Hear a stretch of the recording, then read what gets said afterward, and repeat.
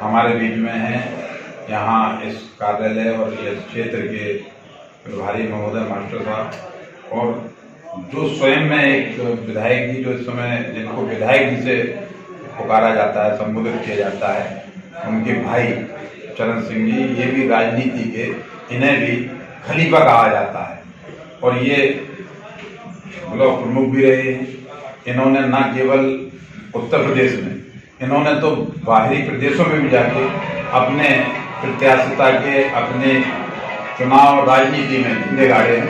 मैं आज कमान संभाले हुए हैं जीवनारायण सिंह यादव के चुनाव की, मैं उनसे सीधे बात करता हूँ। क्या स्थिति है चुनाव की समाजवादी पार्टी में?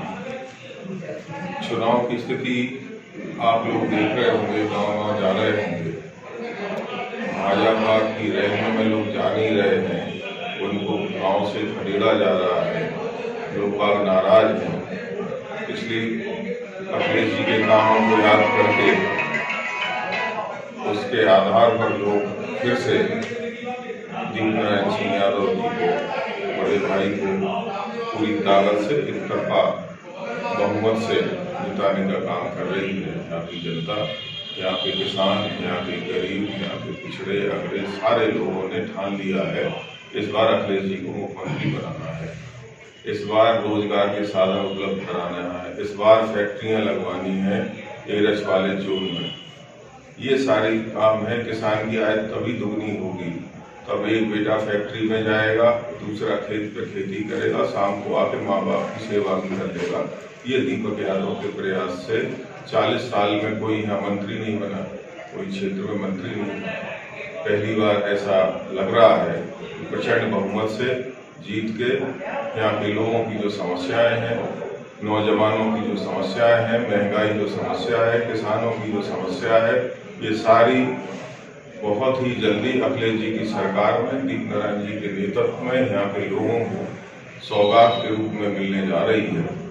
और पूरी ताकत से यहाँ के युवाओं के लिए, सारे लोगों के लिए रोजगार के अवसर जो पैदा होंगे वो अपने आप में एक मील का पत्थर साबित होंगे। पिछले चुनाव में जब 2 बार विधायक रहे तो बुनियादी तौर पे समाजवादी पार्टी ने भी और यहाँ के विधायक रहे जीवनारायण जी ने भी बुनियादी तौर पे यहाँ की सुविधाएं, किसानों की समस्याओं का स्थायी समाधान के लिए बहुत बड़ी योजना का यहाँ परियोजना जो की थी, मैं समझता हूँ शायद काफी हद तक तैयार भी हुई है, लेकिन बीच में सरकार बदलने से ही प्रभावित हुई और शायद वो जो दंश है वो जनता झेल रही है। वरना भी योजना लागू होते ही आज पानी के लिए जो तरस रहे हैं किसान, तो उस योजना पे भी काम होगा।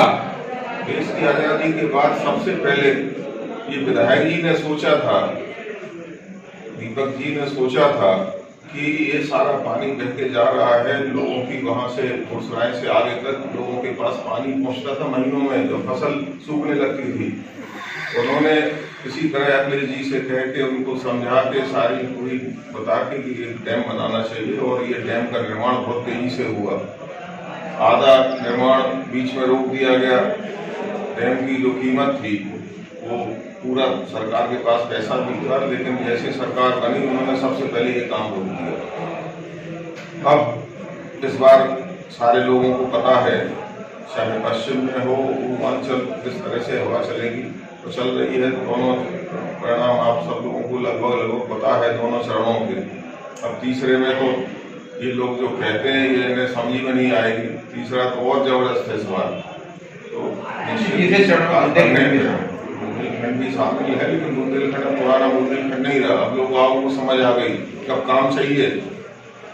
राम आम तो चलो ठीक है, बात की चीज है, लेकिन काम पहले चाहिए, रोजगार पहले चाहिए, बेटी की पढ़ाई पहले चाहिए, बेटियों की शिक्षा पहले चाहिए, खेत को खाद चाहिए, हर चीज में तो लाइन लगी रही, सारी चीजें बेच दी।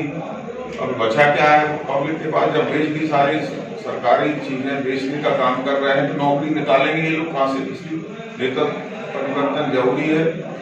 तो इस बार अखिलेश जी की सरकार बनेगी, 22 लाख लोगों को रोजगार मिलेगा, महिलाओं को 18,000 रुपये महीना साल में पेंशन मिलने का काम होगा, किसानों की आय दुगनी ये तो नहीं कर पाए, लेकिन हम लोग तिगनी जरूर इस बार करने जा रहे हैं। चाहे बड़े बड़े रोजगार लगाना पड़े, बड़े बड़े फैक्ट्री लगाना पड़े, जिससे बड़े रोजगार के साधन उपलब्ध होंगे लोगों को। और युवाओं के लिए एक मौका आएगा अखिलेश जी के आने से। उन्होंने कहा है कि हम 22 लाख नौकरियां देंगे, तो जो वो कहते हैं ये करते हैं, वो सबको पता है इस चीज।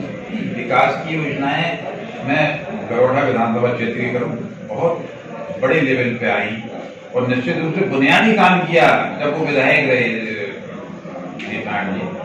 शरद सिंह जी, मैं ये कहना चाहता हूँ कि आखिर ऐसा क्या था कि फिर जनता ने उन्हें क्यों स्नेह और आशीर्वाद से वंचित रखा? हम लोगों को 79,000 वोट मिला। इससे पहले हम लोग 69,000 में जीते थे, 71,000 में जीते थे। जब सारे लोग मिलकर एक हो जाएंगे, बीएसपी को वोट नहीं मिला, कांग्रेस को तो पूरा डाइवर्ट हुआ, लोग गुमराह हो गए। जनता बहुत भोली होती है, वो गुमराह हो गई। उन्होंने कहा हो सकता है ये नए नए जुमलेबाज आ गए, 15 लाख रुपए सरकार खाते में तो दे दे, 2 करोड़। उनके जुमलों से अब तक आ गई है। सारी रोडें हम लोगों की बनी हुई, चाहे वो समथन सिकंदरा से लेके आपकी गुरसराय जोड़ी, गुरसराय आपकी नीरज से लेके आपकी मऊरानीपुर जोड़ी, बहुत सी योजनाएं हैं जो आप लोग बताते हैं कि केवल ठप्पा उनका लगा है, वरना योजनाएं अगले सरकार की थी। योजनाएं नहीं, काम उन पे शुरू हो गया था। 70% काम हो गया था, उस पे 50% हुआ था, उस पे 70%, उस पे 90% हुआ था। ये तो अपने आगे बाद में पत्थर लगा देते हैं बड़ा।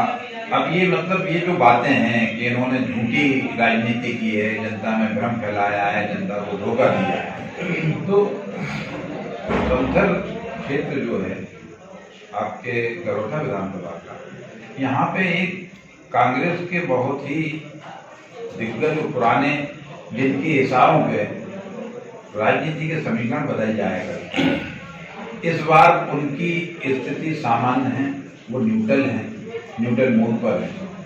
तो ऐसे में जहां से आप 10,000 वोटों से यहाँ से आप पीछे रहे, तो निश्चित रूप से आपको डबल यहाँ मेहनत करना पड़ी होगी, वो कर रहे होंगे। तो अब इस बार क्या लगता है कि आप इधर की इस क्षेत्र से आप अपने प्रत्याशी को कितनी बढ़त दिला पाएंगे और जनता के जो आशीर्वाद या अपेक्षाएं आपको हैं वो उसमें कितने खड़े उतर पाएंगे? इस बार बड़ा आश्चर्यजनक और ऐतिहासिक परिवर्तन होने जा रहा है। समथर में जहां हम लोग पीछे होते थे, 20 गांव से हम लोग जीत जाते थे, समथर में हमारे बराबर करते थे। लेकिन इस बार समथर के लोगों ने भी मन बनाया है कि हम युवाओं के साथ जाएंगे। इन लोगों ने जो लोगों के साथ धोखे किए, जो कह के वादा खिलाफी करी, और जहाँ तक राय साहब की बात है तो वो बहुत सॉफ्टिकेटेड है हम लोगों के प्रति, और वो जान रहे हैं कि ये लोग ही विकास कर पाएंगे, ये लोग ही रोजगार दिला पाएंगे। ये गुर्जर प्रत्याशी भी बसपा से है, तो ऐसे में नहीं लगता आपको कि ये वोट? नहीं, ऐसा कुछ नहीं है। वो अपनी पार्टी से, वो बीएसपी से लड़ रहे हैं, उनका अपना जो वोट है वो उनके पास जाएगा, लेकिन लोगों को ये पता है कि कौन जीत रहा है। लेकिन चर्चाएं क्षेत्र में दबी जुबान से ये भी है कि ये तो दीपनारायण जी का ही मैनेजमेंट है कि जो उन्होंने जो कैंडिडेट को उन्हीं का अपना कोई शागिर्द रहा है, उसको उन्होंने यहाँ से पार्टी से टिकट दिलाने में भी मदद की है और चुनाव मैदान में उतारा है कि गुर्जर वोट हमें अगर नहीं मिल सकते हैं तो हम ये लागू। नहीं, वो पुराने नेता रहे हैं, छात्र संघ के अध्यक्ष भी रहे हैं, और एक बजरंग अच्छे परिवार से भी है, और लोग अच्छा चुनाव लड़ रहे हैं। हम लोगों से तो दूर तक मतलब भी नहीं है। गुर्जर समाज के हैं, बड़ी पार्टी है गुर्जर समाज तो कोई भी लड़ सकता, किसी भी पार्टी से उसमें कोई तो है नहीं। उनको तो समझा होगा उस पार्टी ने, उन्हें लड़ाया होगा। हम तो चाहते सारे वोट हम लोगों को मिले, हम क्यों किसी को लड़ाएं, उनको क्यों दिलवाएंगे हम? अगर उनको दिलवाना हो तो खुद नहीं ले लेंगे सारे। तो कहीं कुछ ऐसा है नहीं, वो भी अच्छा चुनाव लड़ रहे हैं, कहीं कोई दिक्कत नहीं। लेकिन समाजवादी पार्टी बहुत आगे है, हम लोग 1.5 लाख के ऊपर वो इस बार ये भी चर्चाएं हैं कि हिजाब में आके लोग आपसे लगातार आपको समर्थन करने की, और अन्य दलों के लोग भी आपसे पर्दे के अंदर आके आपसे मिल रहे हैं और कह रहे हैं कि आप चिंता न करें। तो इस बात से भी आश्वस्त हैं आप जो आंकड़ा लगा रहे हैं? हाँ, इस बार कहीं कुछ भी चलने वाला नहीं है। इस बार सौहार्द के नाम पे, सब लोगों के विकास के नाम पे, अखिलेश जी के नाम पे और यहाँ के स्थानीय प्रत्याशी के नाम पर लोग वाक सहमत हुए हैं, उनको एक तरफा मतदान करने का प्रयास कर रहे हैं, वो करेंगे। यहाँ के जो किसान है वो समझ चुके हैं किसमें हमारी भलाई है। समाजवादी पार्टी उन्हें बिजली फ्री देने जा रही है, उनके खेत के लिए बिजली अधूरी योजनाओं को पूरा करेंगे, पूरा करेंगे। इस बार बहुत अच्छे पूरे तरीके जोश और उत्साह के साथ करेंगे। बहुत जबरदस्त होगा। एक बार सरकार बनने पे लोगों को जब रोजगार मिलेगा तो हमें नहीं लगता 50 साल तक समाजवादी को हटा पाए। इस बार सारे वर्ग की सरकार बनने जा रही है। हम लोगों के कुशवाहा भी बहुत लड़े हैं, हम लोगों ने हर बरादरी को लड़ाया है, ऐसी कोई वो नहीं है। ब्राह्मण की ये तो बैलेंस बनाया गया है, इस बार बहुत बुनियादी तरीके से तैयारी समाजवादी पार्टी ने की है जी, और उन्हीं तैयारियों में आप लोग भी इलेक्शन भी लड़ रहे हैं, सारे लोग लड़ रहे हैं।